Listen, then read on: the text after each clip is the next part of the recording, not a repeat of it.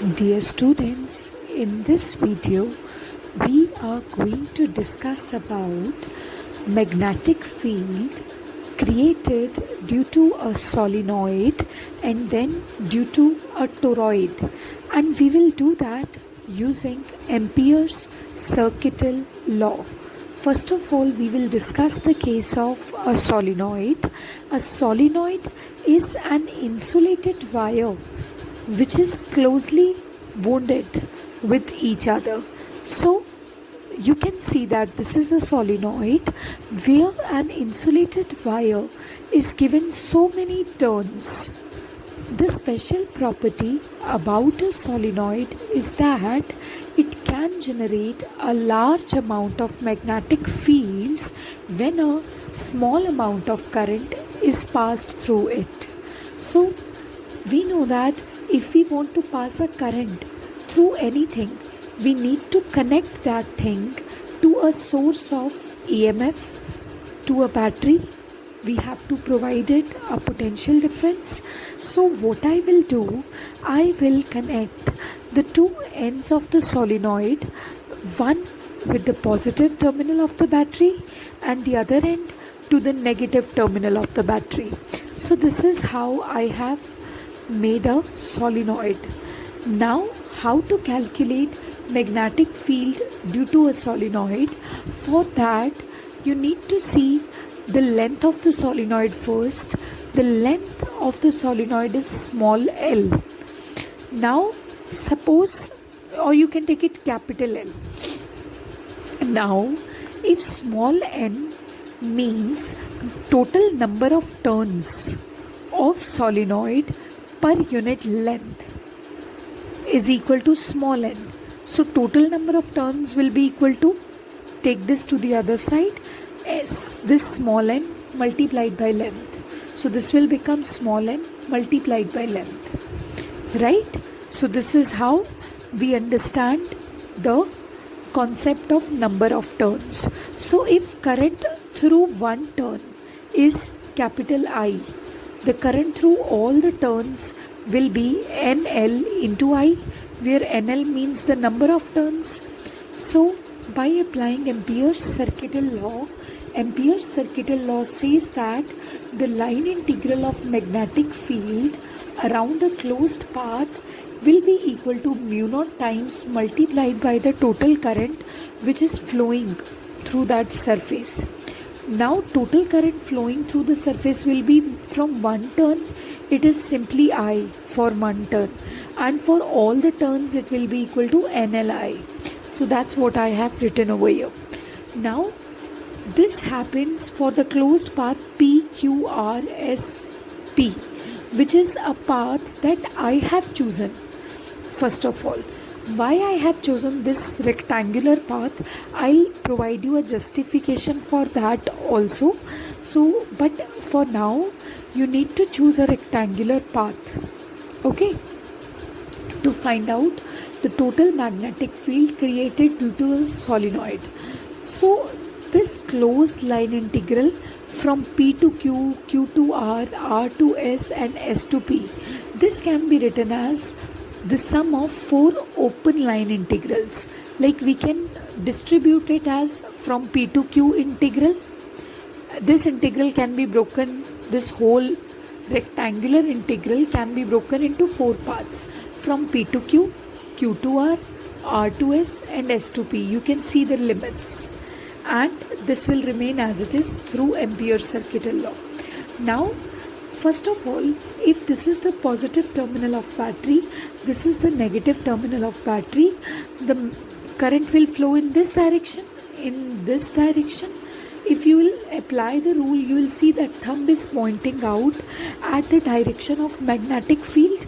So these are the magnetic field lines passing through a solenoid.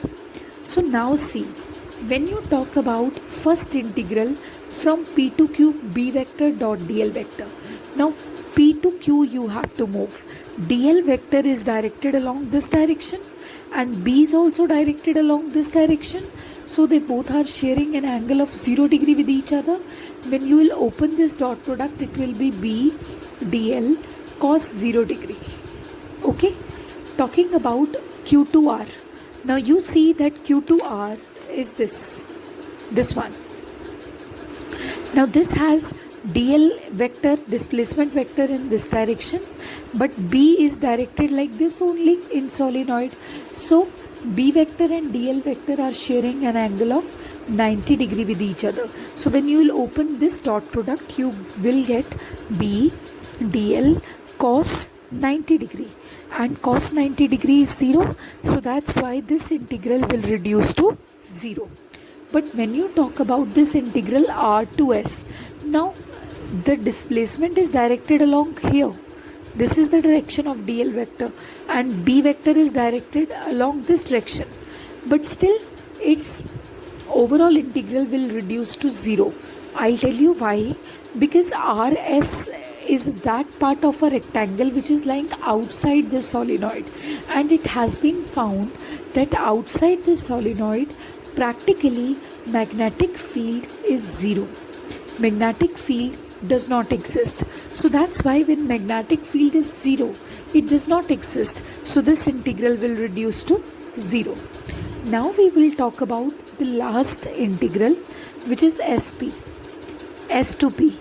When you talk about this integral, this is the direction of dl vector and this is the direction of B vector, and they both are sharing an angle of 90 degree with each other. So when this is happening, that would mean that the integral will reduce to 0. Okay, because cos 90 degree is 0. So we are left with only one integral, which is from P to Q. And when we will open it, see this equation was written by Ampere's circuital law. Okay, so when we will open it, B will remain as it is, integral of dl will remain as it is, this cos 0 degree is 1, and this stuff is written simply over here as it is. Now when you will integrate this from P to Q, you will integrate this from P to Q, you are going to get the entire length PQ, which is the length of the solenoid capital L. This capital L cancels with capital L, and you are going to get B is equals to mu naught into M into I. Mu naught Ni, which is the magnetic field experienced due to a solenoid. So you can see that how Ampere's circuital law helps us in finding out complex magnetic fields. Okay, Ampere's circuital law gives us a direct relationship, and by using that direct relationship we come to the conclusion. So this was everything about a solenoid. Now we will discuss about a toroid. What is a toroid? Toroid is a ring. Actually, it is an endless solenoid which is formed in the form of a ring. Okay, so this is a toroid. So same thing, toroid also has many turns here. Okay, and this is the radius of that circle which is coming inside here. Same thing happens when a toroid is connected to a battery. Current starts flowing through it. When current starts flowing through it, that current gives rise to a large amount of magnetic field, and that magnetic field is the magnetic field of a toroid, and we are willing to calculate that magnetic field only. But how to go about it, you need to see here. Suppose this toroid, which is a solenoid only but formed in the form of a ring. So one end is connected to positive terminal, the other end is connected to negative terminal, such that the current starts flowing in this direction. So when current is flowing in this direction, it's going up and it is like moving clockwise. So this will be the direction of magnetic field. So magnetic field, that magnetic field will form a circle here. So every portion of that toroid is creating a magnetic field which is acting tangentially to this path. Okay, so now we will calculate the overall magnetic field due to this toroid through this closed path. Okay, I'll consider a closed path too. We know that Ampere's circuital law says that you can consider any closed path whichsoever is convenient. So I'll choose this closed path. So talking about this closed path, talking about the integral in this closed path, that will be equal to BD line integral of closed line integral of B vector equals to mu naught times the total current. Mu naught times the total current. Now total current will be equal to current through one turn multiplied by the number of turns. अगर एक turn से current जो है that is following is I, so what will be the total current flowing? That will be total number of turns into current I. But what are total number of turns? So to find that, always remember that in solenoid or toroid we are often provided with the information that what are the number of turns per unit length. If number of turns per unit length is small n, so what is the length of the toroid? Length of this closed loop will be equal to 2 pi r. So total number of turns per unit length 2 pi r is equal to small n. So number of turns will be equal to n into 2 pi r. So in place of number of turns I'll write small n into 2 pi r multiplied by current. So talking about this, see dl vector is also directed along here, b vector is also directed along here. So the angle between both of them is cos 0 degree. So after solving you're going to get b dl and this equation as it is. dl is the small element in the closed loop that you have chosen. So when you will integrate it, you're going to get the circumference, and that circumference will be equal to 2 pi r.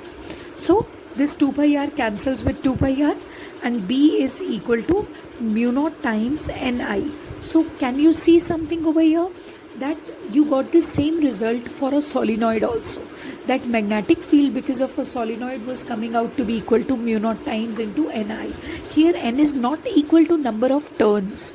N is equal to number of turns per unit length. So this is how we study magnetic fields due to a solenoid and then due to a toroid.